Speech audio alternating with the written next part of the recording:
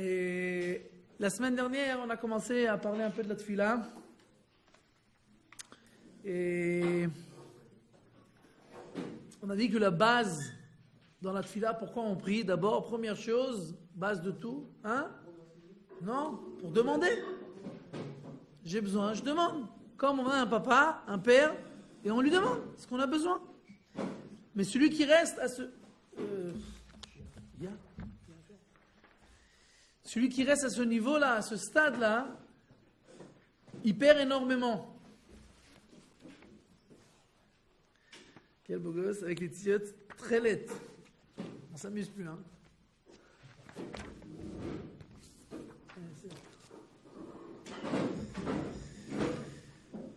Ah là, c'est pas possible, tout le monde ne peut pas arriver en même temps. C'est une blague ou quoi?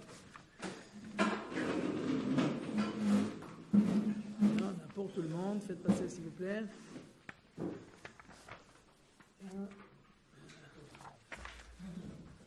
Ça y est?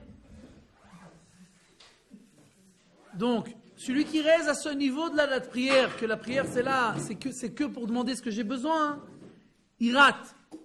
Il rate quelque chose d'extraordinaire. Il rate le lien qu'il a avec Akadosh Baruch Hu. En hébreu, tfila, ça vient de quel mot?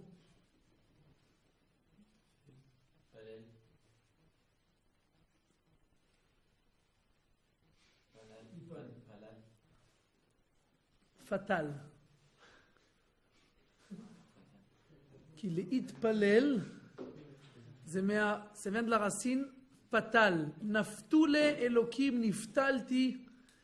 Et ptil, c'est quoi en hébreu ptil? Samit patil. C'est un lien. C'est quand on a une corde et que je fais un nœud, c'est un lien, ça s'appelle en hébreu ptil, patil.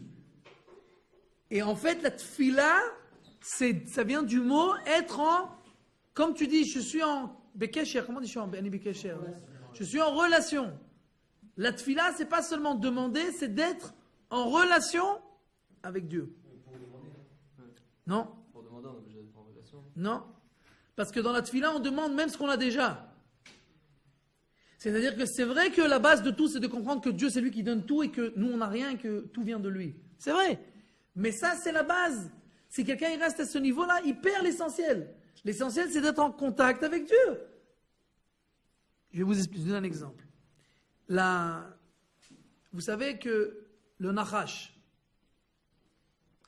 le serpent, c'était un quoi? Un rabbin. Ok. Nachash, ok. Donc, regardez dans la 7e référence.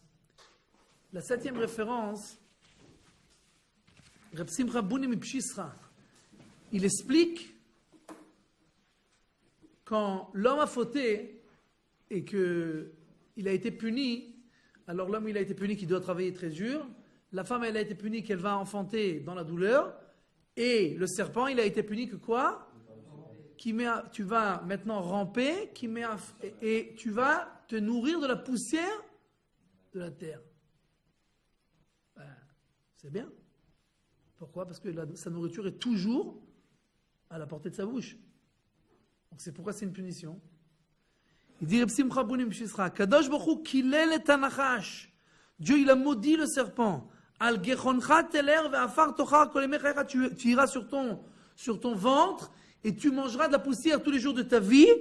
Mikan shetamid yel anachash mazon beshefa. Donc le serpent il aura de la nourriture toujours en abondance.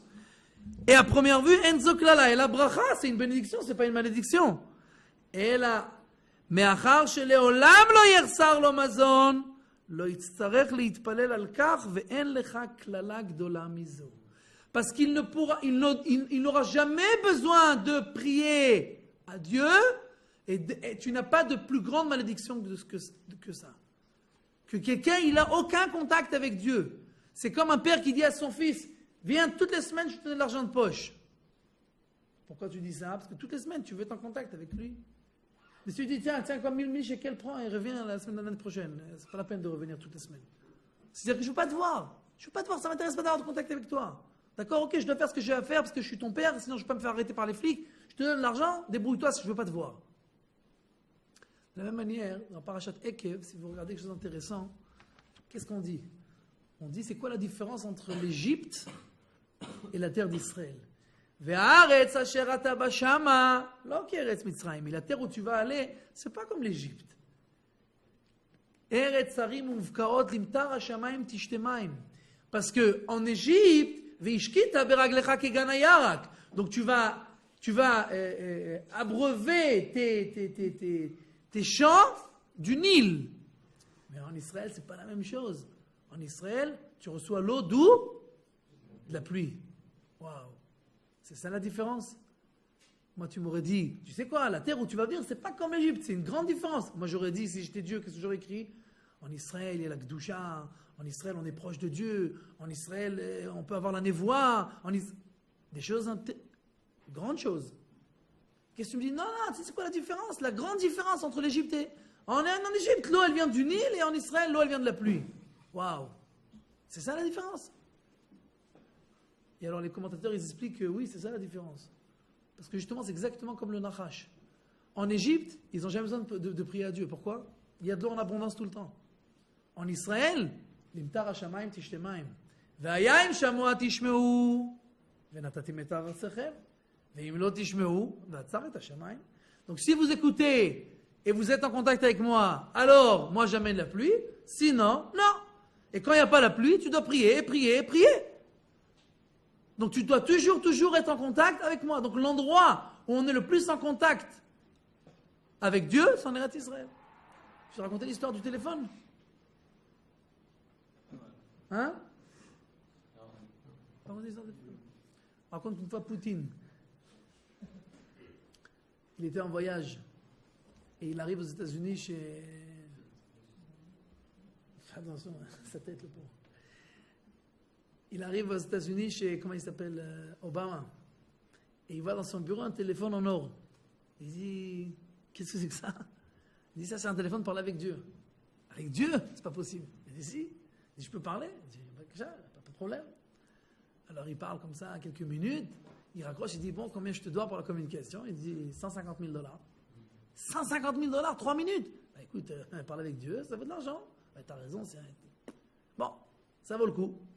Il continue sa tournée, il arrive en Eretz Israël, il rentre dans le bureau de Bibi Netanyahu, et il voit le même téléphone en or. Il dit, dis-moi, ça c'est pour parler avec Dieu? Il dit, exact.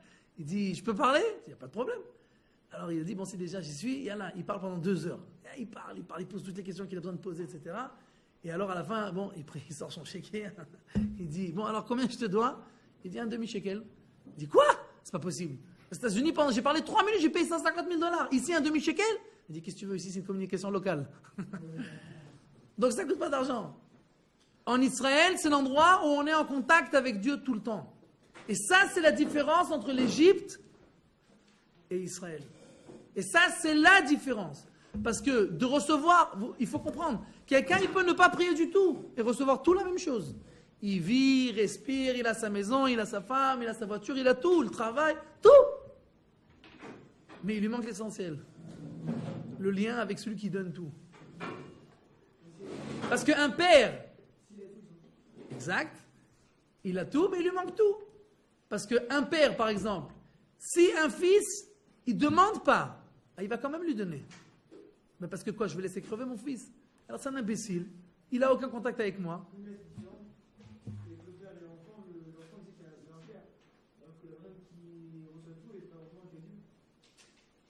C'est vrai. Des fois, il y a des gens qui ne savent pas qu'il y a Dieu. Et ça ne change rien du fait qu'ils perdent l'essentiel, qu'ils n'ont pas ce contact avec celui qui donne. Le Baal Shem Tov, il donne un mashal, une parabole pour expliquer ta question.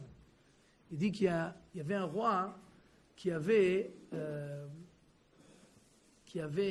dit à ses ministres, chacun peut me demander une chose, ce qu'il me demande, je lui donne.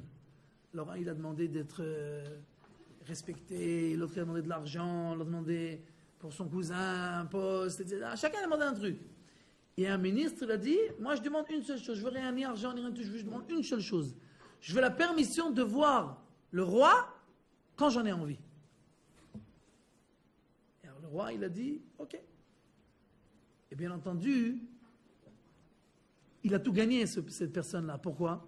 Parce que l'autre, le roi, il va lui donner l'argent qu'il a demandé. Il va lui donner le poste qu'il a demandé pour son cousin. Il va tout donner. Tout ce qu'il a demandé, il va donner. D'accord? Mais c'est tellement bête. Tu peux recevoir, c'est vrai. Mais quand je suis en contact avec le roi tout le temps, je peux tout le temps je peux tout recevoir. Pas seulement ce qui me revient parce que j'ai demandé, parce que ça me revient. D'accord? Mais le fait même d'être en contact avec le roi, c'est le plus grand des respects, c'est le plus grand des argents, etc., etc. C'est tout. D'accord? Et encore une fois, il y a des gens qui ne sont pas en contact avec leurs parents. Ok, ils vivent quand même. Mais ils perdent l'essentiel.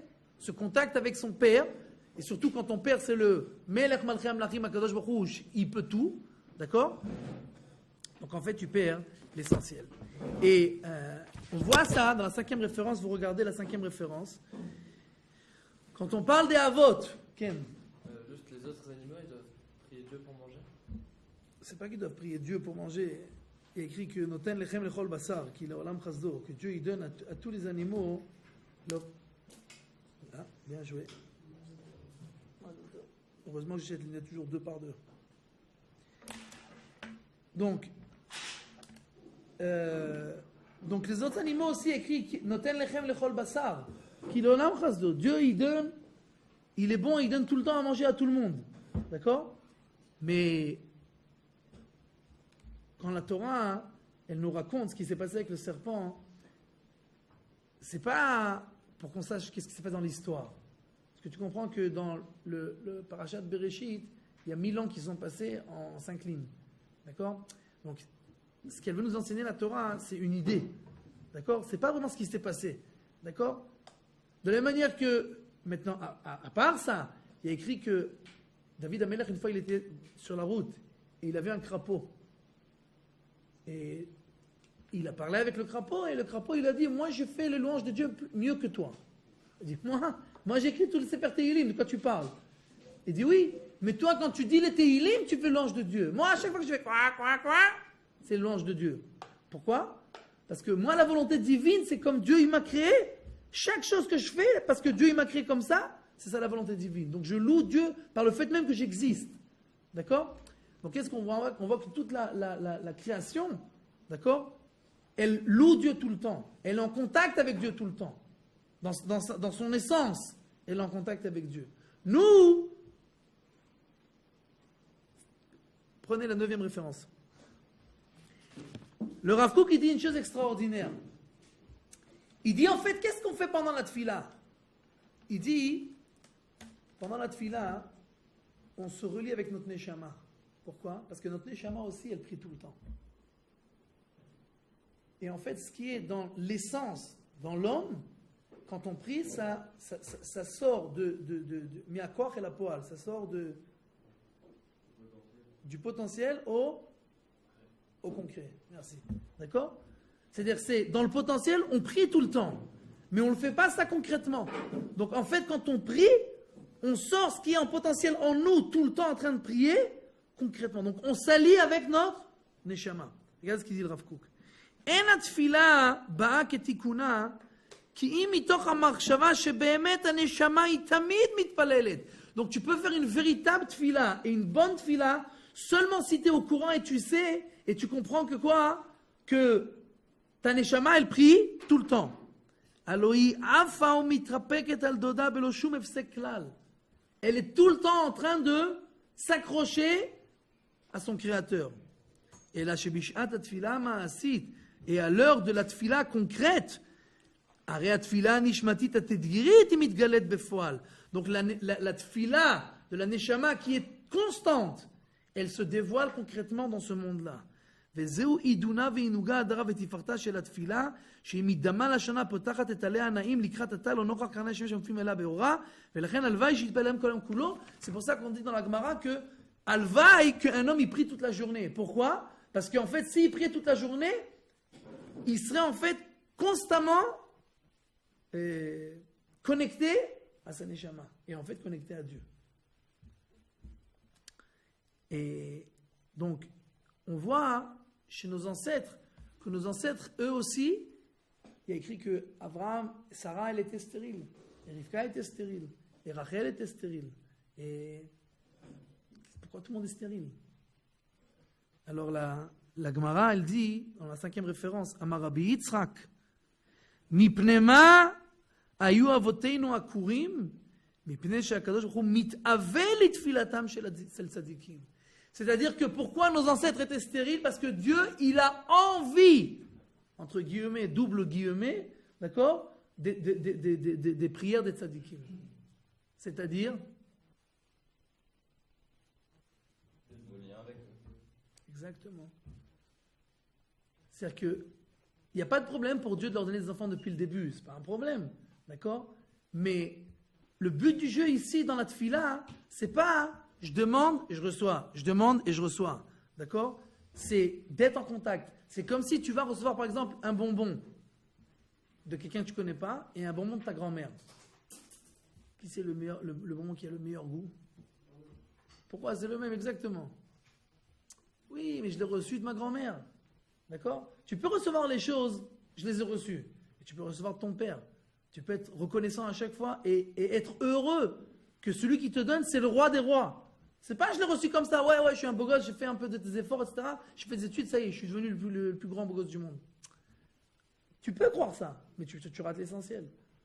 Cette joie-là de savoir que celui qui t'accompagne du matin au soir, tout le temps, et qui te donne tout, et que tout est possible, c'est ton père. C'est Akadosh Baruch Hu. D'accord? Et donc, c'est pour ça que on raconte sur Reb Menachem Mendel Miriminov. Il était à la table toujours de Reb Israël Meroujin. Et donc, il s'occupait de lui. Il était à sa table, toujours, il donnait à manger, il recevait de lui sa parnassa, etc. Et un jour, Reb Menachem Mendel Miriminov, il a décidé qu'il arrête de prier sur la parnassa. Il a dit dans la prière, c'est pas la peine. De toute façon, j'ai tout de Reb Israël Meroujin. C'est lui qui me donne, c'est lui qui me nourrit, donc pas besoin de prier là-dessus. Je prie d'autres choses. Il y a suffisamment quoi prier. Alors, le même jour qu'il n'a pas prié, alors ils étaient à table comme ça, et le shamash, on dit shamash, le gabay, vous en hébreu aussi. C'est pas vraiment un serviteur, enfin celui l'assistant, celui qui servait à manger. Alors il a mis à chacun une assiette avec de la soupe, mais il a oublié de mettre une cuillère à Menachem Mendel Miriminov. Maintenant, Menachem, tellement il a été impressionné tout le temps par son maître qu'il n'a pas osé parler, il n'a rien dit. Il était comme ça, il ne bougeait pas. Alors après quelques instants, Rabbi Israël Merouj, il dit, mais pourquoi tu ne manges pas? Il dit, ouais, mais je n'ai pas de cuillère. Alors il dit, tu vois, même quand on a tout, il faut prier pour avoir une cuillère. D'accord? C'est-à-dire qu'en fait, pourquoi nous on continue à prier sur la parnassa? Pourquoi tu pries sur la parnassa tous les jours? C'est tes parents qui te nourrissent maintenant. Qu'est-ce que ça donne de prier? C'est pas... Je suis intelligent. Ça y est, je suis intelligent. Qu'est-ce que je viens de prier là-dessus? Je suis déjà intelligent. Je suis né comme ça. C'est tout. Je suis intelligent. Hein? Tu pries pour la de tes parents si tu es intelligent, c'est déjà pas mal. De prier pour la de tes parents. J'ai compris. Donc c'est déjà pas mal si tu comprends qu'il faut prier pour la de tes parents. Mais même si tes parents ils sont millionnaires, ils ont de l'argent jusqu'à la fin des temps. Même s'ils foutent rien, pendant Sat Hashem, Dieu. Dès qu'on parle de fric. Alors, et si tes parents ils sont milliardaires, jusqu'à la fin des temps, t'es Bill Gates. Ton père c'est Bill Gates. Non, arrête de dire ça. Amen, amen. Il a donné un peu. Quelques millions. Quelques millions, c'est pas mal non plus, je veux dire. Même si ton père il reste encore des milliards. Donc, alors pourquoi je dois prier si mon père c'est Bill Gates? Qu'est-ce que je viens de prier? Mais c'est pas vrai. Parce que, encore une fois, Hachem, moi j'ai connu des gens en Belgique, des gens qui étaient richissimes. Richissimes. Tu demandes 100 000 euros, c'est comme 10 shekels. Change rien. Et du jour au lendemain, ils ont tout perdu. Tout. J'étais maintenant il n'y a pas longtemps. J'ai vu quelqu'un, sa maison, je dis comme dans les films, une maison, un truc de fou. On m'a dit qu'il a vendu sa maison. Maintenant, parce qu'il est rentré dans des c'est pas seulement qu'il a vendu, il est dans des chovot, il a des dettes, etc. maintenant. Comment c'est possible qu'un mec comme ça, il a des dettes? C'est pas possible. Tout est possible. Donc quand on prie, c'est pas seulement pour, bon ça va, j'ai. Non, c'est de savoir que ce que j'ai, c'est de Dieu tout le temps. Tout le temps, tout le temps, tout le temps, tout le temps, tout le temps. Donc en fait, la question, c'est pas de savoir qu'est-ce que je vais avoir. Ça, c'est la base, c'est vrai. Je demande parce que j'ai besoin, etc. C'est qu'est-ce que je vais avoir. Mais la question, c'est de savoir comment je vais l'avoir. Est-ce que je vais l'avoir par moi-même ou je vais l'avoir par Dieu? Maintenant, une des choses extraordinaires qu'il y a dans la tefila, et que ça, c'est très important. Vous savez, il y avait un prof qui a dit à un cours de filles, il leur a dit de mettre le téléphone.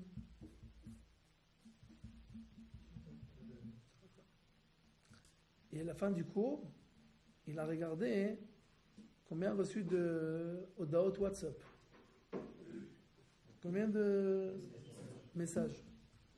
Il a vu 650. Okay. Non. 650, une seule. Moi, au début, quand on m'a raconté ça, je dis, ouais, bon, c'est des histoires à dormir debout, c'est rien que pour faire semblant que WhatsApp, c'est une catastrophe à tel point. Et j'étais à Paris maintenant et j'ai vu quelqu'un que je connais très bien. J'étais à côté de lui pendant quelques instants et je dis, il reçoit au moins 550 par heure. Au moins. Okay, au moins. Quoi? C'est pas beaucoup ou c'est beaucoup? Ah, t'as vu pire? Ok.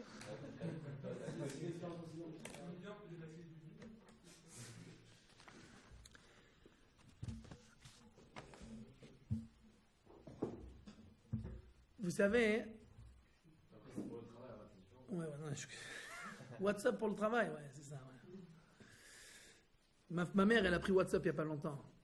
Et elle a arrêté après 2 semaines, 3 semaines. Elle a dit qu'elle n'a plus de vie. Elle n'a plus de vie. Entre la famille, les amis, les clients, etc. Et du matin au soir, tu es en train de regarder qui c'est qui m'a écrit, qui c'est qui m'a truc. Tu n'as plus de vie. D'accord? Maintenant, je vous ai raconté l'histoire de Max, n'est-ce pas? Qu'est-ce que tu rigoles? Hein? Oui, je sais. Donc, je rappelle seulement que je l'ai raconté. Vous vous rappelez l'histoire de Max? Non. Quoi, non? Alors, où c'est que je l'ai raconté?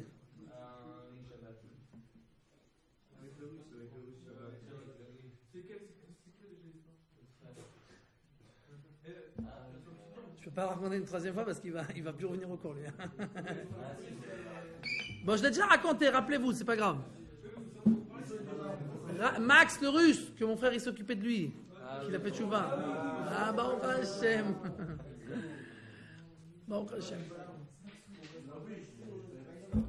Avec Kitzur, en 2 mots, ce qui m'intéresse, l'histoire, c'est pas toute l'histoire, on n'a pas le temps de raconter toute l'histoire, c'est que Max était un russe qui était comme un goy, d'accord? Et que quand il a découvert c'est quoi Shabbat, d'accord, il était waouh, c'est pas tellement mal Shabbat. Je sais pas si vous êtes au courant, il y a quelques semaines, il y a 1 mois environ, je crois, il y avait dans le monde entier un Shabbat mondial que tous les Juifs ils font. Bon. Il semblerait que pas tout le monde a fait parce qu'on est encore là, mais Guinness World Record. Bien joué. D'où tu l'as eu ça? T'étais là-bas? Hein? Pourquoi vous avez dit pas tout le monde l'a fait puisqu'on est encore là? Parce qu'il y a écrit que le Mashiach est bien si tous les Juifs font Shabbat. Donc, ce qui est intéressant, c'est que j'ai entendu, après le Shabbat, dimanche, quand j'étais sur la route, j'ai entendu à la radio une femme.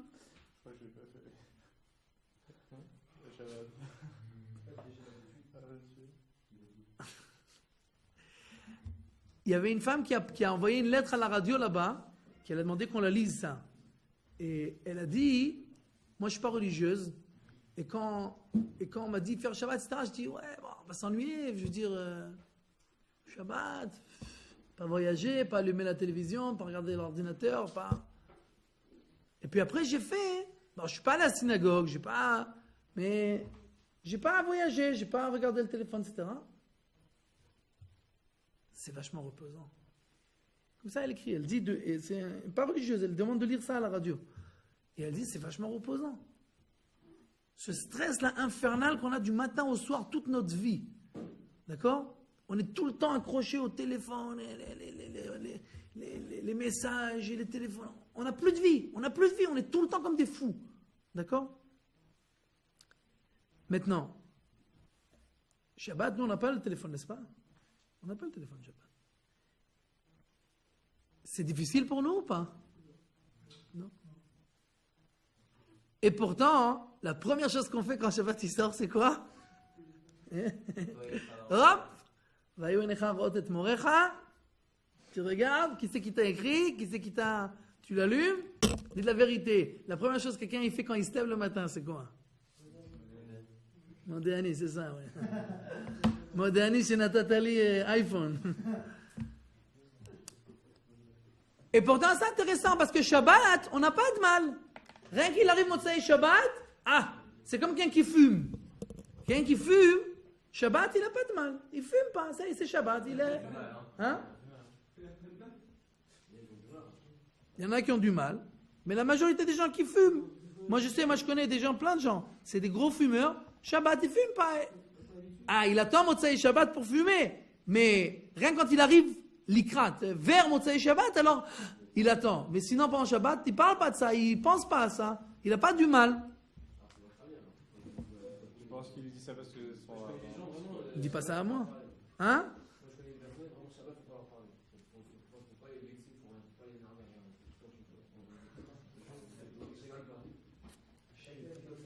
En général, ce n'est pas des gens très religieux. Ben oui, tout simplement parce qu'ils sont occupés. C'est comme quand tu es en train de jeûner.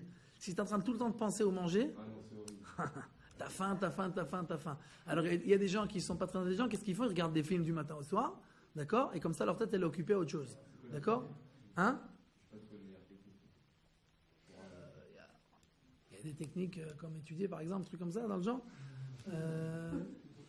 D'ailleurs, il faut savoir que pendant le jeûne, c'est vraiment pas bien du tout de regarder des films. Si déjà toute l'année, c'est pas bien, mais alors le jeûne, c'est encore pire. Parce qu'il y a écrit que la seule chose qu'on a le droit de rien faire pendant le jeûne qui nous dévie du deuil. Si on regarde sur la Shoah, etc. Patrick Bruel qui chante sur la Shoah. Ok. Donc, mais le but du jeu, c'est d'être la tête dans le deuil, de se rappeler du deuil, d'étudier pourquoi ça s'est passé, qu'est-ce qu'on peut faire pour changer les choses, etc. Quoi qu'il en soit, donc quelqu'un quand il fait Shabbat véritablement, quand il est occupé à des choses constructives, etc., avec sa famille, avec sa femme, etc., à études, il ne pense pas à ça. D'accord? C'est en général des gens qui sont occupés à rien, alors ils sont tout le temps en train de réfléchir. J'ai envie de fumer, alors il est nerveux. D'accord? Quoi qu'il en soit, combien on serait prêt à donner pour avoir quelques minutes de Shabbat par jour? On te fait un cadeau, on te dit je te laisse 10 minutes chaque jour, je te fais Shabbat. On serait prêt à donner beaucoup pour être déconnecté, pour se relaxer un peu, mais il n'en a pas. Et la Torah, elle te dit, moi je te donne tous les jours Shabbat. Et comme il y a des gens qui sont bêtes, qui passent leur Shabbat à rien faire, et après Shabbat, rien n'a changé chez eux. Vous savez, quand Moshe Rabbeinu, les Bnei Israël, ils ont fait le Hegel Hazahav. Il est monté, il a demandé pardon pour le peuple juif. Quand il est descendu, qu'est-ce qu'il a dit tout de suite? Vayakel Moshe, qu'est-ce qu'il a dit tout de suite au début de Vayakel? Exact. Mishkan et Shabbat. Shabbat et Mishkan, en fait. D'accord? Pourquoi? Quand Moshe il était en haut, Dieu il lui a dit Salarti Kidvarecha, j'ai pardonné. Il a dit les 13 atouts de miséricorde. Il a dit plein de choses extraordinaires. Moshe Rabbeinu, tu descends. Pourquoi tu dis pas ça directement au peuple juif? Non, il faut faire Shabbat, il faut faire le Mishkan. Pourquoi? Tout simplement parce que le peuple juif, il est cassé. Pourquoi il est cassé? Il y a 2 semaines, on a vu Dieu face à face. On a reçu la Torah. 2 semaines après, on a fait le veau d'or. Comment on est tombé de tellement haut à tellement bas? Comment c'est possible?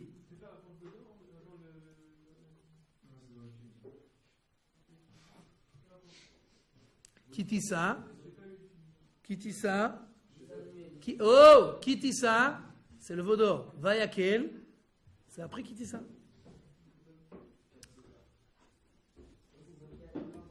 Le Rav Nebenzahl, il explique. Tu finis, oui. Le Rav Nebenzahl, il explique pourquoi Moshe Rabbeinu, il dit Dafka maintenant, Shabbat et le... Il dit, tu sais pourquoi vous avez fait le veau d'or? Pourquoi quelqu'un il faute? Combien de fois j'ai dit, ça y est, je vais arrêter de faire cette faute-là, je vais arrêter de tomber, je vais arrêter, et je retombe. Comment c'est possible que je suis arrivé tellement haut, j'étais à la yeshiva, j'étais, waouh! Je suis rien qu'entré à la maison, boum, je suis tombé direct. Comment c'est possible? Comment c'est possible? Le peuple juif, il est cassé. Mon cher Rabbeinu, il arrive, il leur dit, je vais vous aider. Je vais vous dire comment on fait pour ne pas tomber comme ça. Vous savez, c'est quoi le problème? C'est qu'on court tout le temps. Toute la vie, on court, on vit sa vie, on n'a pas le temps de réfléchir une seconde.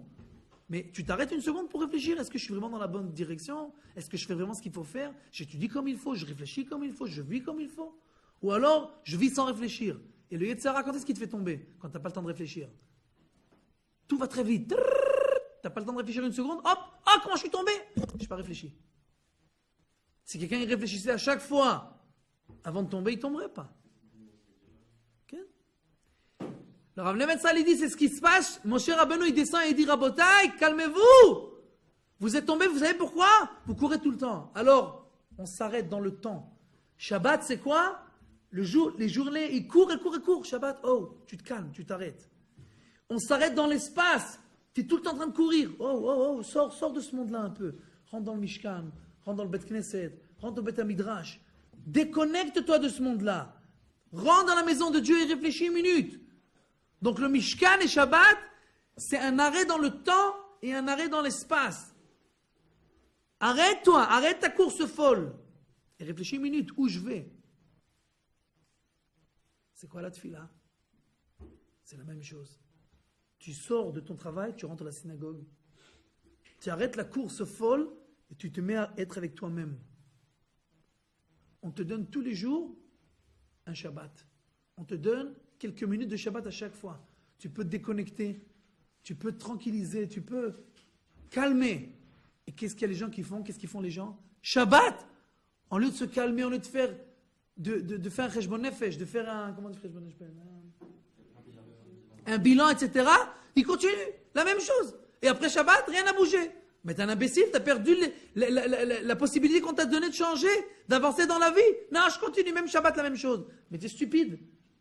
Ça, t'as toute la semaine pour faire ça. La même chose avec la tefila. Quelqu'un après la tefila qui n'a rien changé chez lui, mais t'es stupide. On t'a donné du temps pour être avec toi-même. Alors tu continues à réfléchir, qu'est-ce que je veux faire, qu'est-ce que je vais dire, et après je vais rencontrer celui-là, et après je vais dire ça. Oh, calme-toi. On te donne la possibilité d'être avec toi-même, de te calmer. D'arrêter la folie de la journée. Non, tu n'utilises pas cette possibilité. Tu continues. Le Baal Shem Tov, il dit que quand il y a le maboul, le déluge, aujourd'hui on est dans un maboul, on est dans un déluge. Du matin au soir, il y a des histoires, des catastrophes, etc. D'accord? Qu'est-ce qu'il dit d'Akadosh Baruch Hu à Moshe, à Noach? Bo et la Teva. Viens dans l'arche. Mais Teiva, en hébreu, ça veut dire autre chose aussi. Ça veut dire quoi? La nature? Lo, Teiva avec un taf. L'arche. Une lettre. Ou encore, où c'est qui prie le Shaliach Tzibour? Sur la Teiva. Bo et la Teva.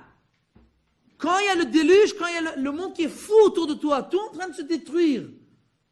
Bo et la Teva. Rentre dans les mots. Teiva, ça veut dire un mot. Viens à la synagogue où il y a le Shaliach Tzibour qui est Bateiva. Viens. Bo et la Teva. Et tu seras sauvé de ce monde-là. Tu seras sauvé de cette folie-là.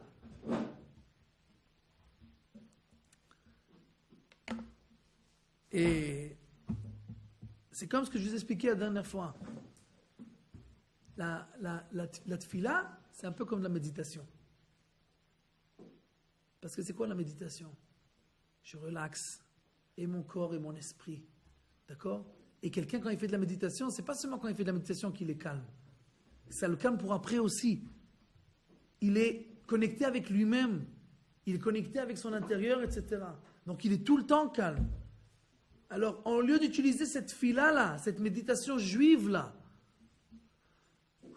pour se calmer, pour être connecté avec moi-même, pour parler avec mon Père, pour savoir que tout ne dépend pas de moi, que le monde peut continuer à courir et à s'écrouler, qu'il y a des choses qui sont au-dessus de moi. Alors tu peux ou utiliser ce temps précieux-là à ton escient pour gagner, ou continuer ta course folle, même pendant la tfila, même Shabbat, toute ta vie, etc. Jusqu'au le jour où tu arrives et tu meurs. Et alors tu te réveilles 2 minutes avant, mais c'est trop tard. Vous savez que quand quelqu'un il décède, alors, quelque chose d'intéressant. Il y a le premier jour où il décède, pour les proches, il y a la Haninout. C'est quoi la Haninout? C'est le premier jour du deuil. Après, qu'est-ce qu'il y a? Les Shiva. N'est-ce pas? Les 7 jours de deuil. Après, qu'est-ce qu'il y a? Les Shloshim, les 30 jours. Et après, l'année. C'est intéressant? Regardez, parce que tout ça, c'est des Rabbanan. De la Torah, il n'y a pas tout ça. Tout ça, c'est les Chachamim qui ont investi. Et qu'est-ce qui se passe en fait? On a le jour, les Shiva, c'est la semaine, les 30, c'est le mois et l'année. C'est toutes les valeurs, les unités de temps. Le jour, la semaine, le mois et l'année. Toutes les unités de temps. Et vous allez regarder quelque chose d'intéressant. Qu'à chaque fois que tu viens à une Askara, quand tu viens à Yurtzeit, toujours les gens ils disent, quoi, c'est pas possible. Déjà une semaine qui est passée. Quoi, déjà un mois qui est passé. C'est pas possible. Déjà un an qui est passé. C'est ce qu'ils voulaient les Chachamim en fait. Ils voulaient te dire, regarde, lui il est mort, c'est pas grave. Lui il est déjà mort, il a fini lui. Il n'y a plus de problème. Le deuil il est pour qui? Il n'est pas pour le mort il est déjà mort. Il est pour les vivants. Et qu'est-ce que les Chachamim ils viennent te dire à chaque fois? Oh, lui il est mort. Le temps il est fini pour lui. Mais toi regarde, il y a déjà une semaine qui est passée. Il y a déjà un mois qui est passé. Il y a déjà un an qui est passé. Le temps il passe. Il passe. Et toi où tu es? À la fin de aussi tu vas mourir. Mais est-ce que tu as utilisé ce temps à ton escient? Avraham Zaken Ba Bayamim. Avraham il vient avec 6 jours. Il y a des gens qui décèdent à l'âge de 100 ans. Et ils ont vécu comme quelqu'un de 10 ans. Il a vécu en fait 10 ans seulement. Et il y a quelqu'un de 20 ans qui a vécu 20 ans. Tu peux utiliser ta vie et utiliser chaque seconde pour faire le bien. Mais pour ça, il faut réfléchir. Pour ça, il faut s'arrêter de courir. Pour ça, il faut faire un peu de méditation. Pour ça, il faut un peu prier. Pour ça, il faut un peu se déconnecter. Pour ça, il faut un peu Shabbat. Il faut un peu le Bet Knesset, le Mishkan. Et ça, c'est ce que Moshe Rabbeinu dit aux Juifs. On tombe et on continue sa vie et on est dans le Hegel Hazav toute notre vie. Pourquoi? Aujourd'hui aussi, on a le Hegel Hazav. C'est quoi le Hegel Hazav? Les gens qui courent après l'argent du matin au soir. C'est leur Hegel Hazav. C'est leur vaudor. D'accord? Et c'est de l'idolâtrie à l'état pur. Et ils font rien de leur vie. D'accord? Donc tu as ce temps-là, la tfila, c'est cette base-là qu'on t'a donnée pour méditer, pour te calmer, pour t'arrêter, pour réfléchir, pour être connecté avec toi-même. Ça, c'est la base de la tfila. La semaine prochaine, on va commencer à expliquer comment on fait ça. Jusqu'à présent, c'était l'introduction. D'accord? Qu'est-ce que c'est que la tfila? À quoi ça peut nous servir? La semaine prochaine, on va réfléchir comment on peut s'aider à nous-mêmes pour arriver à se connecter à la tfila, pour arriver à comprendre la tfila, pour arriver à vivre la tfila, pour arriver à sortir le maximum que je peux de la tfila. Quelqu'un a une question?